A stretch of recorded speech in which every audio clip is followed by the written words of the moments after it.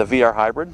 The VR Hybrid was kind of a neat project. As we looked through our tour players' bags, we had a small issue where we had a few of our competitors' product in their bags, and the bottom line is it wasn't acceptable, but it wasn't so much that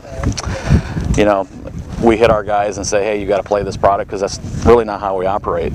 The idea was, how do we make our product better so that our guys adopt the product? So we worked with a number of guys, from Anthony to to Paul Casey, Lucas Glover, Stuart Singh, a lot of our top staffers, to build this particular product. Got a lot of feedback of what they were looking for, and it was really a neat kind of a neat situation in that it was very collaborative, to where some of the feedback that came back was on the lower lofted parts. It has a very flat sole. There's a little more camber on the on the higher lofts. So really some basic stuff like that. But the bottom line is, how do we build this thing to where it launches, doesn't balloon, and most importantly doesn't go left?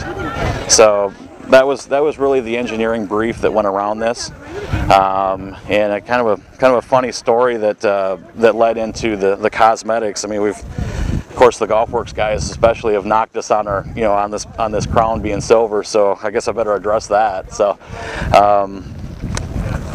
the way the story goes, and this is actually a true story, and probably not anything that we would actually put in a catalog, but when the first prototypes came, it was right around the Colonial tournament down in Fort Worth. We bring in a number of our athletes to do testing. So about 3 days before the tournament, we received our prototype heads, and they were painted black, just like everybody think they would be, but they came in roughly 3 degrees shut and about 4 degrees upright. Just there was a miss when when the prototypes went through production, and so our guys down in the oven, basically, in order to get them set back to the nominal positions, they stripped the whole head.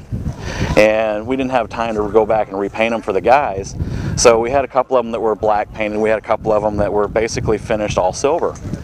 And what was funny is when the tour guys, every one of the guys picked it up and they looked at it, and we showed them the black. Well, yeah, this is what it's supposed to look like. We had to we had to do this, and every one of them picked up the silver one. And I says, "This is it, guys. This is great." I says, because when I don't see this blend, and when I don't see the contrast between the crown and face, guess what? This offset just went away.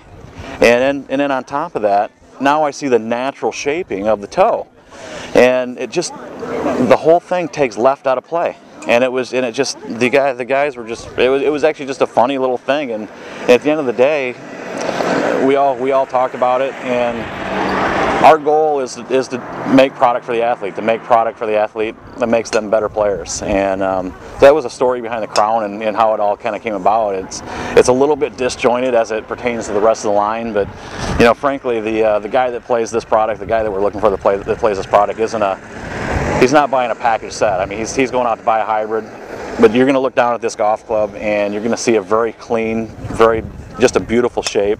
And most importantly, I think you can pretty much eliminate left from your game with this particular golf club, along with ballooning shots that a typical hybrid would give you. So.